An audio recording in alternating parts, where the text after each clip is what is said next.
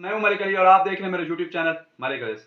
Viewers, दुनिया cricket में Australia एक ऐसी टीम है जो आपको बहुत ज़्यादा टफ टाइम देती है और उनसे जीतना आसान नहीं होता क्योंकि वो बहुत ब्रूटल किस्म की और प्रोफेशनल किस्म की क्रिकेट खेलते हैं।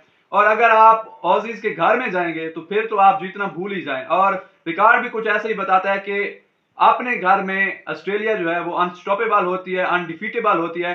लेकिन मैं आपको बताऊं कि अगर आपने ऑस्ट्रेलिया के खिलाफ खासतौर पर टेस्ट खेलने हैं तो फिर आपने दो चीजों को लाजमी जो है वो तगड़ा करके जाना है। एक है आपकी बॉलिंग के आपके पास 140 प्लस बॉलिंग करवाने वाले बॉलर जो हैं वो लाजमी होने चाहिए जो उनकी आंखों में देखकर और अग्रेशन के साथ बॉलिंग करवा सके।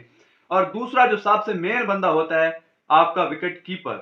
जी हाँ, विकेट कीपर। विकेट कीपर की वहां पर क्यों इतनी ज्यादा इंपॉर्टेंस है उन पिचेस पर ऑस्ट्रेलिया के खिलाफ ऑस्ट्रेलिया में, मैं आपको बताता हूं।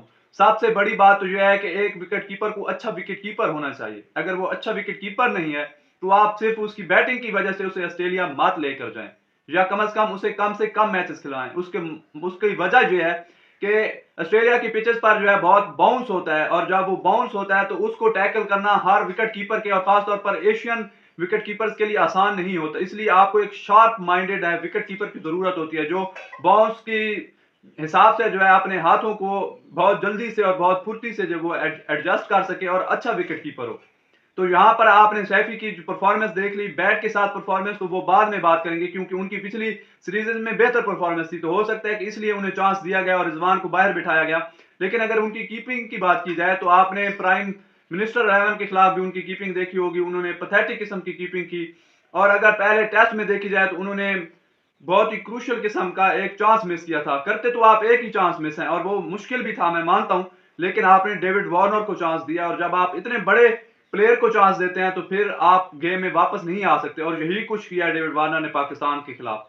लेकिन मैं अगर आपको मोहम्मद रिजवान की टेस्ट में परफॉर्मेंस बताऊं तो आप हैरान होंगे कि इतनी बड़ी परफॉर्मेंस के बाद हमने रिजवान को बाहर क्यों बिठाया ऑस्ट्रेलिया के खिलाफ। अगर मोहम्मद रिजवान की टेस्ट में खासतौर पर परफॉर्मेंस की बात की जाए तो पाकिस्तान जो है वो ऑस्ट्रेलिया के खिलाफ ऑस्ट्रेलिया में 94 पर 5 आउट हो चुके थे और वहां पर रिजवान ने आकर 95 स्कोर बनाए थे।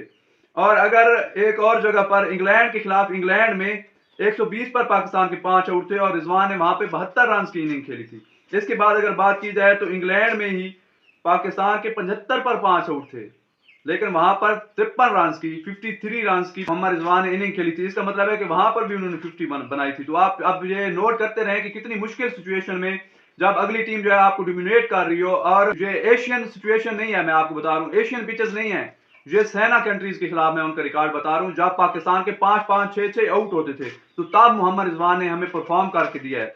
आगे अगर देखा जाए तो न्यूजीलैंड के खिलाफ न्यूजीलैंड में पाकिस्तान के 74 पे 4 आउट थे तो वहां पर भी 60 रन की इनिंग खेली है। इसके अलावा न्यूजीलैंड में ही पाकिस्तान के 83 पे 4 आउट थे, वहां पर 61 रन की इनिंग खेली है। और अगर साउथ अफ्रीका की बात की जाए पाकिस्तान में, ये पहला उनके पाकिस्तान में सेंचुरी थी तो उन्होंने 63 पर 4 आउट थे और वहां पर उन्होंने नॉट आउट 115 रन बनाए थे। तो ये तमाम रिकॉर्ड बताने का ये आपको मकसद है कि आप देखें कि सैफी भी हमारा ही कप्तान है, साबिक कप्तान है, सीनियर प्लेयर है, हमारा ही लड़का है। लेकिन अगर आप रिजवान के साथ सैफी को कंपेयर करेंगे तो रिजवान की परफॉर्मेंस और खासतौर पर सेना कंट्रीज में उन पिचेस पर बहुत ज्यादा बेहतर है और उन्होंने पाकिस्तान को मुश्किल से निकाला है और सेंचुरीज लगाई हैं। तो इसलिए मोहम्मद रिजवान अगले टेस्ट में लाजमी बनते हैं, सैफी को बाहर बिठाना चाहिए। मिलते हैं नेक्स्ट वीडियो में, तब तक के लिए अल्लाह हाफिज।